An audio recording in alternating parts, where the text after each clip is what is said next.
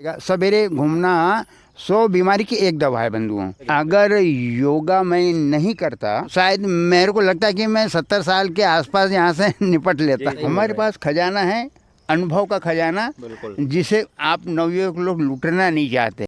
योग स्वस्थ व्यक्ति को स्वस्थ बनाए रखने में मदद करता है और इसकी सबसे खास बात यह है कि कई ऐसी बीमारियां जिनका एलोपैथी में कोई इलाज नहीं है, योग और व्यायाम से उनका इलाज हो सकता है। योगा करने से क्या है, अपना स्वास्थ्य बढ़िया रहता है। योग यानी सुबह और शाम दोनों टाइम करना चाहिए। योग सुबह और शाम दोनों टाइम कर सकते हैं। दोनों टाइम करना ही चाहिए, अवश्य करना चाहिए, क्योंकि योगा करने से शरीर आपका बहुत बढ़िया रहेगा। क्यों, क्या है कि अभी देखो एक बादल पानी का समय है अभी, है शरीर यानी जकड़ जाता है, तो दोनों टाइम आप व्यायाम करो, शरीर अपना खुल जाता है बढ़िया और स्वास्थ्य बहुत बढ़िया रहता है। दादाजी आपकी उम्र कितनी हो गई होगी?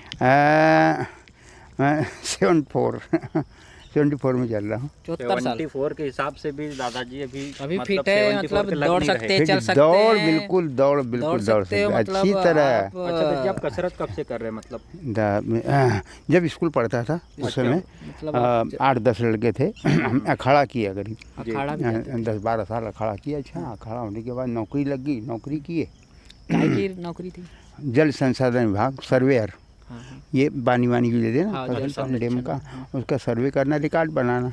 अगर योगा मैं नहीं करता, आलसी करता, तो शायद मेरे को लगता है कि मैं 70 साल के आसपास यहाँ से निपट लेता। बिल्कुल सही बात। लेकिन योगा करने से मेरा शरीर स्वस्थ है, बढ़िया है, और मैं कम से कम 10 किलोमीटर चल सकता हूँ, पैदल 10 किलोमीटर बिल्कुल चल सकता हूँ।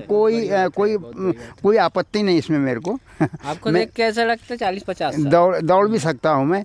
हाँ, खैर उम्र की चोरी तो हुई होगी, अवश्य हुई होगी, क्योंकि आज अभी कलर वलर कर ले तो कोई कलर, हाँ कलर करता हूँ ना, पर ये अभी सावन के महीने में दाढ़ी वाली रखी, नहीं तो बिल्कुल अपन चकाचक ही रहते हैं। यानी देखो, बचपना आया, जवानी आई, बुढ़ापा आया, लेकिन बुढ़ापे का एहसास उस व्यक्ति को नहीं होगा जो योगा करता है।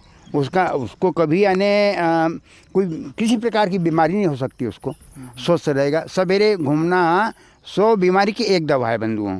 100 बीमारी की एक दवा, सवेरे घूमना, सवेरे बिल्कुल वॉकिंग करना चाहिए। आप तो नवयुवक हो और आपको इसका फ़ायदा मिलेगा। वो घर में 1 मिनट।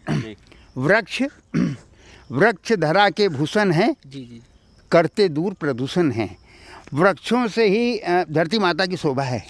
अगर वृक्ष ना रहते तो ये एक उजाड़ समझ में आता, यानी कि हाँ, इसलिए और प्रदूषण दूर करता है। पेड़ पौधों से प्रदूषण दूर होता है, हमको शुद्ध वायु मिलती है। हाँ, अगर हमारे घर के आसपास अगर 10-15 पेड़ लगे हुए हैं तो ये मान के चलिए जो जिससे अब हमको शुद्ध ऑक्सीजन मिलेगी, हमारी उम्र बढ़ेगी, पूरे परिवार की उम्र कम से कम 6-7 साल वर्ष बढ़ जाएगी। 6 वर्ष 7 वर्ष के आसपास इतनी उम्र बढ़ जाती है। अनुभवी लोगों ने बताया है, अपन सुना ध्यान से। आप बीमार कब पड़े थे? अरे मेरे को पता ही नहीं कब पड़ा, मैं तो पढ़ा ही नहीं, बीमार कब पड़े थे? जैसे मैं दादाजी पूछ रहा कि सुबह गुनगुना पानी पीना चाहिए या ठंडा पानी पीना चाहिए उठकर? हाँ, सवेरे जो तांबे की जो डेक है, तांबे गेट, वो भर के रखो और सवेरे उसी से मुँह धो आप, और आँखों में छिड़का मारो, इसको मलो, पूरी गर्मी निकल जाएगी। हाथ पैर उसे धोए और 2 गिलास पानी पी लिया। वही तांबे के पानी वाला तांबे बिल्कुल वही तो फायदेमंद है। और डॉक्टर बोलते गुनगुना करके पियो। अरे डॉक्टर की ऐसी तैसी, हम तो तुम अनुभव करके देखो है ना, सब हाजमा भी तुम्हारा बढ़िया रहेगा और पेट भी साफ हो जाएगा। यानी वो मल को साफ करता है। हाँ, साफ करता है ना, मल को साफ करता है। पेट जो अपना, हाँ, यस मतलब क्लीन कर देता है। हाँ, क्लीन बिल्कुल करेगा। जो आजकल के नवयुवक है वो योगा पे ध्यान नहीं दे के ऐसे फालतू चीज में घिरे हुए, गुटखा पानी, क्या है, जो आज के नवयुवक जो है ना, लिखे पढ़े कम हैं। अब करना क्या है, उनको टाइम पास, गुटखा में टाइम पास होता है, किसी की दारू में टाइम पास होता है, और खेती बाड़ी में इधर उधर घूमते घामते रहते हैं। थोड़ा बहुत काम कर लें, वरना उतना अच्छा काम नहीं कर सकते जैसे करना चाहिए काश्तकारों ने। उनसे पूछो तो बोलते हैं कि योगा हमसे ना होगा, अरे योगा अवश्य होगा, लेकिन तुम करना नहीं चाहते हैं। हाँ। क्यों नहीं होगा? ऐसा कौन सा कार्य है जो मानव नहीं कर सकता? हर कार्य कर सकता है, क्यों नहीं करेगा? परिहित बस जिनके मन माही, तीन कहूँ जग दुर्लभ कछु नाही। जो परिहित करने की इच्छा रखता है, जो परिहित नित्य प्रतिदिन करता है, उसके लिए कोई भी कार्य यानी भारी नहीं, सरल है। पेड़ पौधे से क्या प्राप्त होते हैं अपने को? ऑक्सीजन और सुंदरता, प्रदूषण को दूर करता है। हाँ, आपकी सुंदरता भी बढ़ जाएगी। हाँ, आपकी ऊंचाई, शरीर सब फर्क पड़ जाएगा। ये बालक जैसा ना, वो ये वाला, ये मोटा वाला, हाँ, वो डेली आता है। वो भोलेनाथ के सामने रहता हूँ, डेली घूमता। हाँ। उसको मैंने थोड़ा सा मार्गदर्शन दिया, उनको घूमते जा, तू ये क्या है, घूमो फिरो, थोड़ा व्यायाम करो, दौड़ो।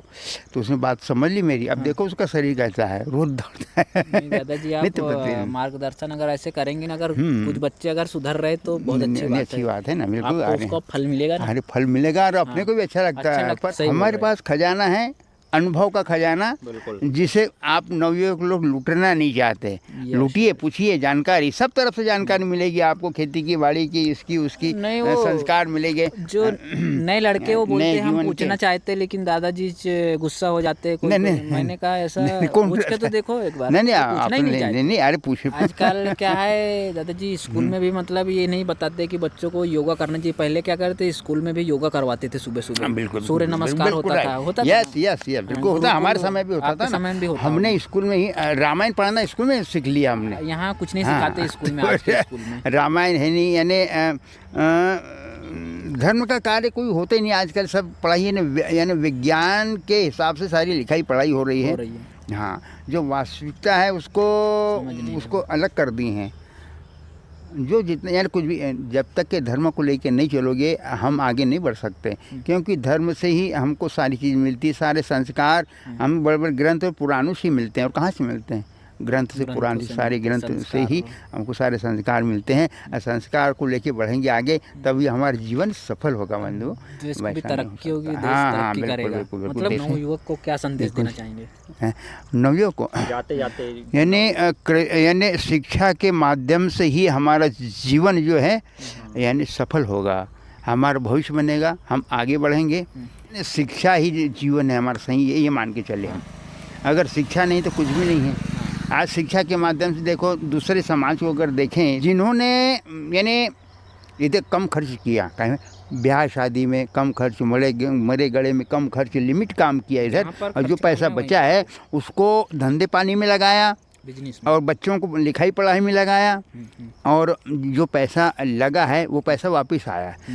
अब ब्याह शादी में जो 1 लाख की कमाई नहीं 6 लाख लगाते हो तो ये पैसा तो गया ना, इससे आप आगे बढ़ नहीं सकते। मृत यहाँ यानी मरण गड़न और ब्याह शादी में खर्च कम होना चाहिए। उसमें जो पैसा बचे बच्चों की लिखाई पढ़ाई में लगाना चाहिए और बच्चे को आगे बढ़ाना चाहिए और उनका भविष्य बनाना चाहिए। माता पिता ने तो अपना भविष्य बढ़िया बनाइए, यही कामना है हमारे आप लोगों से।